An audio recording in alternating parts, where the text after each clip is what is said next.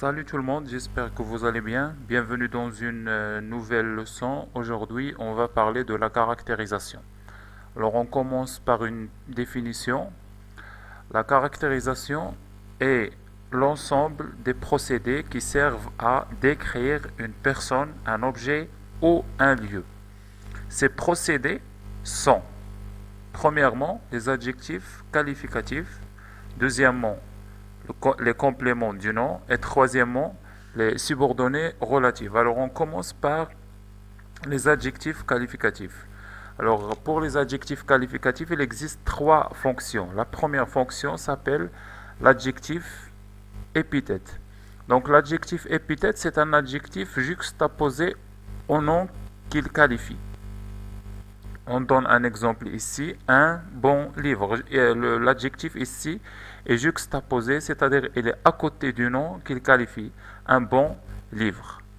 Une jolie fleur. Voilà, la deuxième fonction, c'est l'adjectif attribut. L'adjectif attribut est séparé du nom par le verbe être ou par les verbes d'état. Rester, demeurer, sembler, paraître, devenir. Je donne un exemple. Le livre est bon. Ici, l'adjectif bon est séparé du nom livre par est, par le verbe être. Je donne un autre exemple avec le verbe d'état.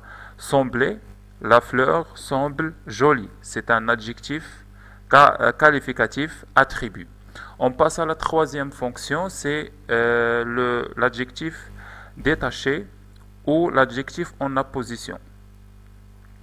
C'est un adjectif séparé du nom par une virgule. Donc, je vais donner un exemple. Les étoiles brillent, virgule, belle, éclaire le ciel. Donc, l'adjectif belle renvoie ou qualifie le mot étoile. Il est séparé par une virgule, donc c'est un adjectif détaché. Donc, c'est tout pour les adjectifs. On passe maintenant pour le deuxième procédé, c'est le complément du nom. Alors, c'est quoi un complément du nom? C'est un nom ou groupe nominal qui complète un autre nom. Je vais donner un exemple. Le vélo de Karim. Le nom c'est vélo, le vélo. De, c'est la préposition. Et Karim, c'est le complément du nom vélo.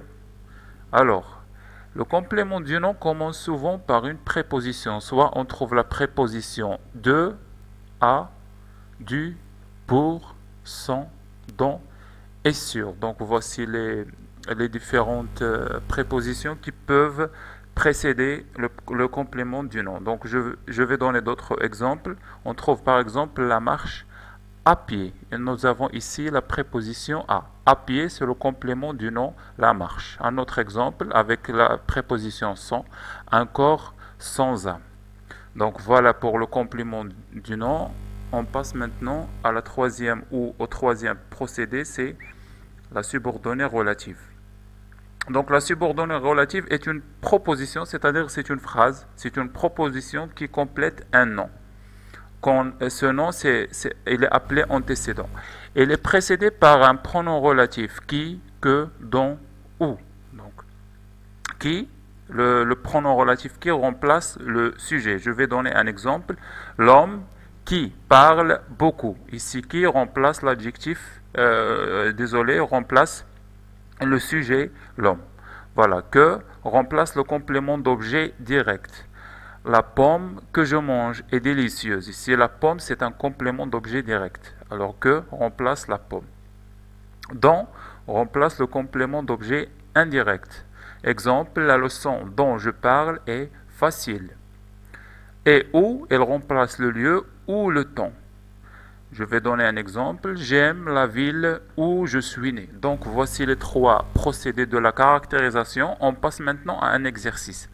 Donc nous avons ici un texte et voilà la question. Relevez les indices de la caractérisation dans le passage suivant. Donc on va lire ce texte et on va relever les procédés ou les indices de la caractérisation, c'est-à-dire les adjectifs qualificatifs ou le complément du nom ou la subordonnée relative. Donc, la vieille dame qui tricote à côté de la nourrice qui a élevé les deux petites, c'est Eurydice, la femme de Créon. Elle tricotera pendant toute la tragédie jusqu'à ce que son tour vienne de se lever et de mourir. Elle est bonne, digne, aimante. Elle ne lui est d'aucun secours. Crayon est seul, seul avec son petit page qui est trop petit et qui ne peut rien non plus pour lui. Alors c'est extrait de Antigone.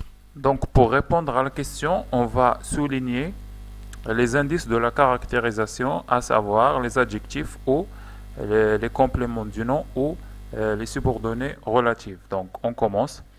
Nous avons qui tricote, c'est une subordonnée relative qui commence par le pronom relatif qui.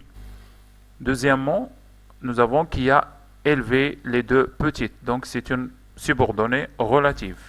Et nous avons l'adjectif petite, c'est un adjectif épithète. Nous avons un complément du nom, la femme de crayon. Nous avons l'adjectif attribut bonne, il est séparé par le verbe être. Et il y a digne, c'est un adjectif détaché, voici les virgules, et aussi l'adjectif détaché aimante.